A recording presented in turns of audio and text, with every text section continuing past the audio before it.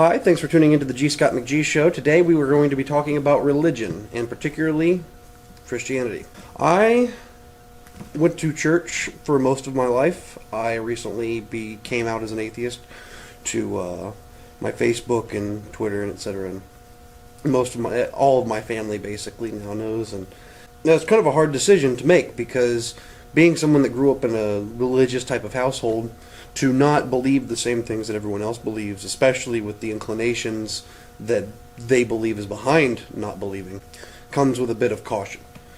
For most people in my family, when they heard me say that I was an atheist, what they were hearing in their heads was that I was just going to hell, and of course that to them is a horrible thing, and it's very hard for them to kind of accept me as who I am without wanting to convert me in some sort of shape or fashion.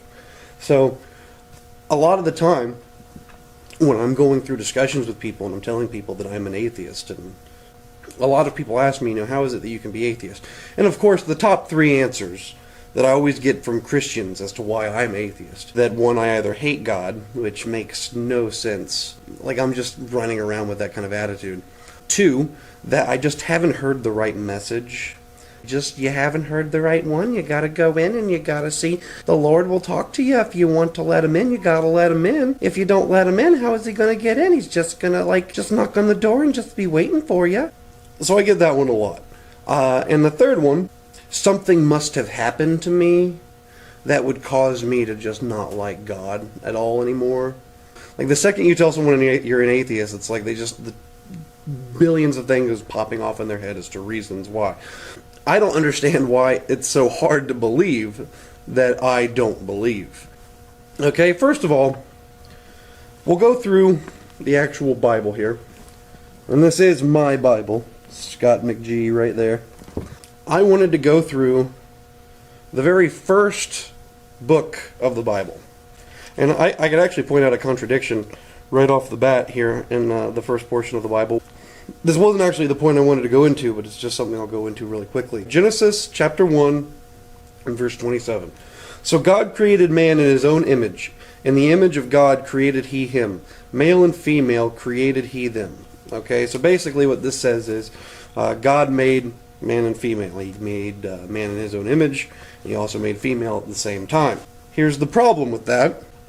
Eve was not created yet, only Adam.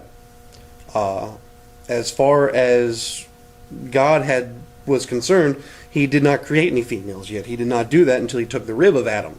So it's very weird that God would have created female before he created female. That's what I want to go into. I'll go ahead and just read the first few verses of Genesis. Chapter 1. In the beginning, God created heaven and the earth. And the earth was without form and void, and darkness was upon the face of the deep. And the Spirit of God moved upon the face of the waters. And God said, "Let there be light." And there was light. Right off the bat, God creates Earth, who is not clearly in orbit, and then creates the sun. Seems like a backward-ass way of doing it, but whatever. What I really wanted to get into says, "And God said, 'Let there be light,' and there was light." What that means is that according to the Bible, that most people and most historians that will agree that when they read the Bible, that the Bible's timeline takes place within 6,000 years. Earth is 6,000 years old. So, we'll go back into this. Earth was created. Then light was created. 6,000 years ago. Fair enough.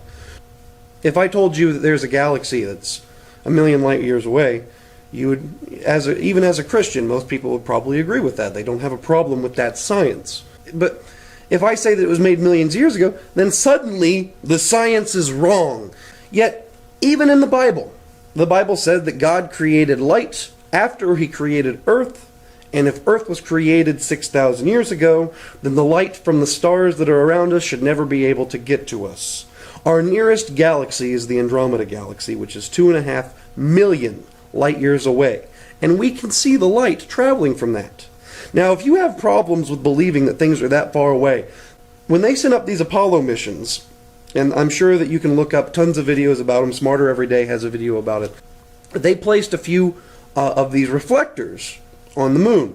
And if you fire a laser on one of these reflectors, in about a half a second it takes to get from Earth to the moon, it then takes about half a second for that light to reflect and come back to Earth.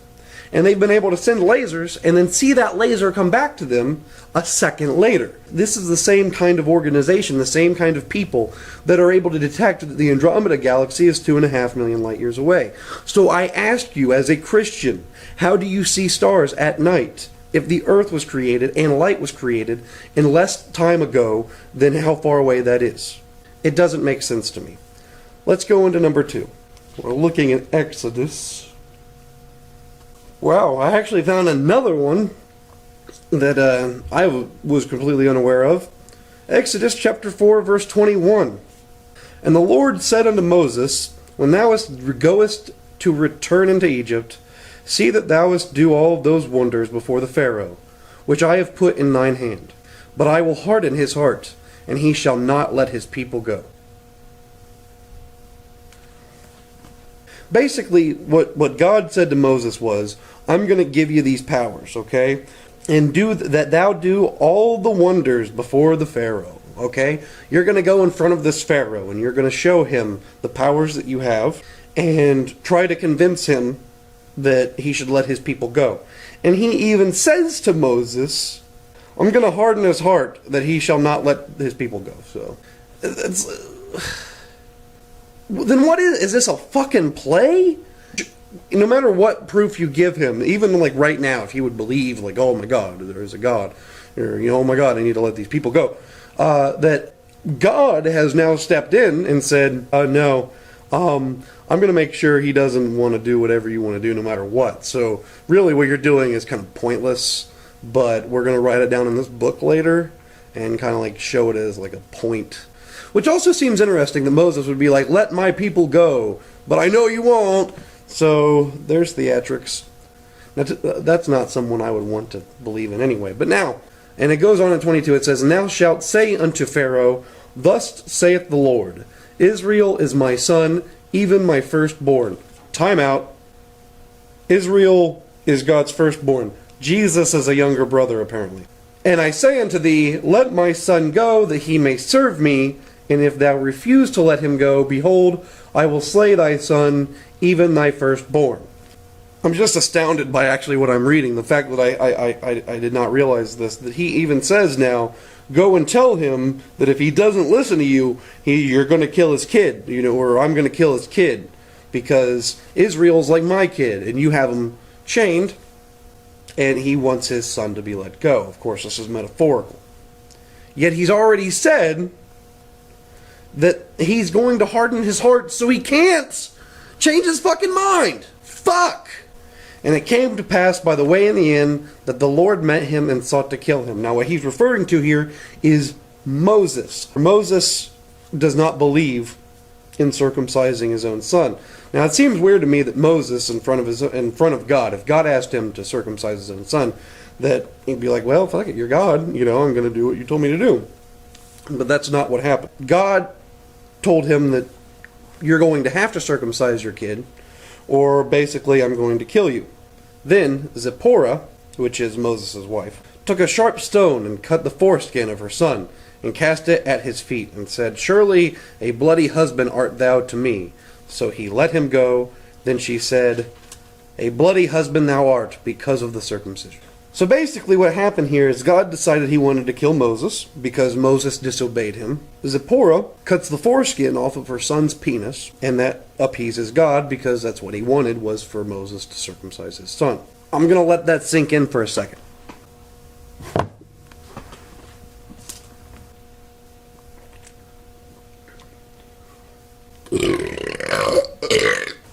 So, God is all-knowing.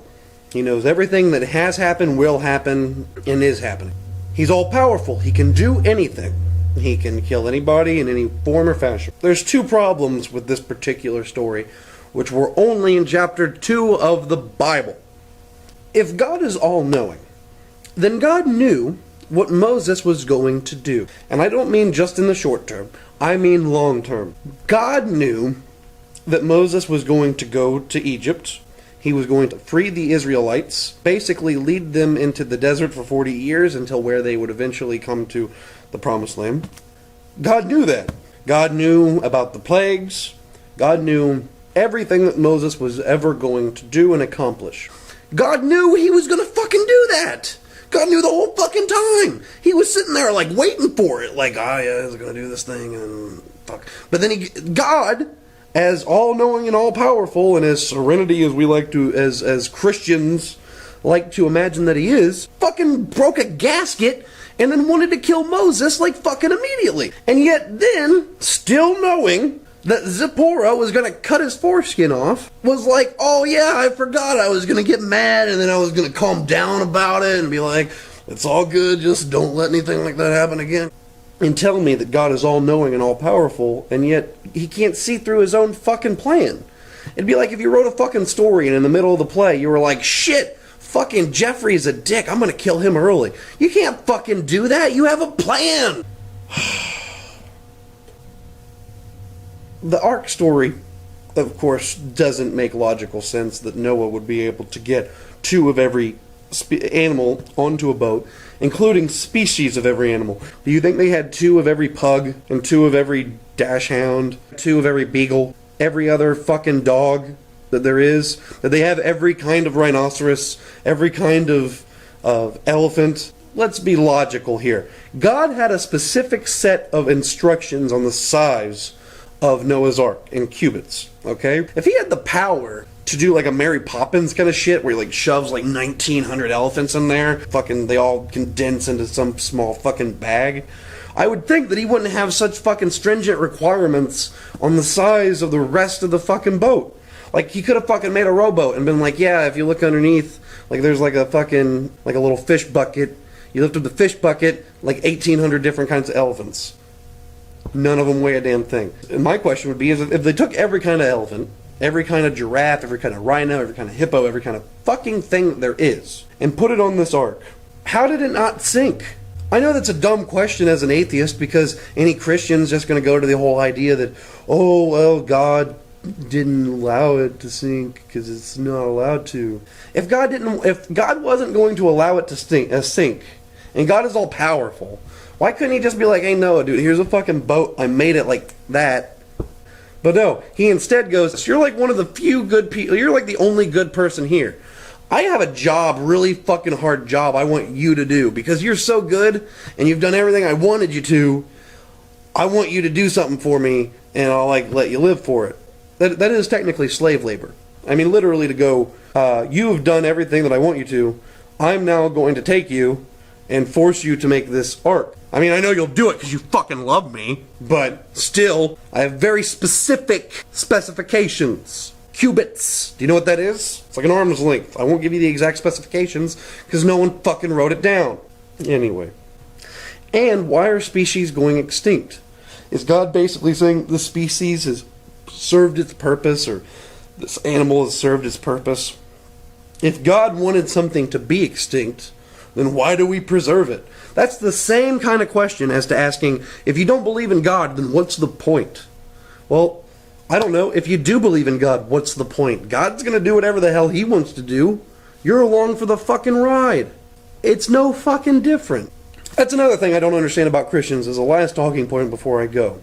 Why do Christians at all play lotto tickets or scratch-off tickets or the lottery at any kind? Because doesn't the Bible say that it's easier for a camel to fit through the eye of a needle than it is for a rich man to go to heaven? I mean, if you became rich, aren't you damning yourself? Hey, this is just a long list of shit that I don't get. Anyway, I thank you for watching the gscottmcg show. I apologize for how I sound. Of course, I'm a little bit sick. But if you liked what I said today, please subscribe. I believe either here or here or here. Also, if you could, follow me on Twitter at gscottmcg. I post there daily. And I thank you for watching. Have a great day.